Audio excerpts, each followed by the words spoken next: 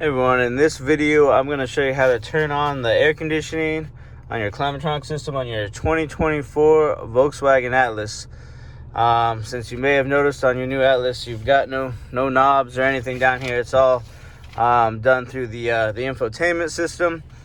I don't know about you, but I like the old system with the knobs and buttons on it. I just find it easier and nicer, but this is the way we're going now. So all right, to turn on the AC, you're going to come down here. You got this little button here, Climatronic.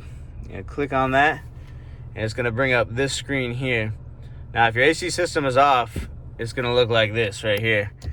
So it almost looks like it's on, like the button's lit, but it's actually off right there. So I like the classic climate. There's other options you could do, like want your feet warmer or whatever there, or air care, select on different areas. But I like the classic climate selection.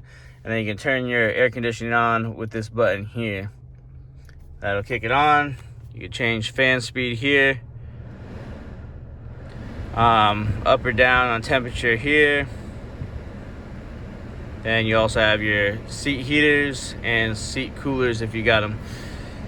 Alright, I want to thank you for watching this vehicle. Let me know what you think about this new AC system in the comments. If you like the old school one or this one. I hope you have a great day.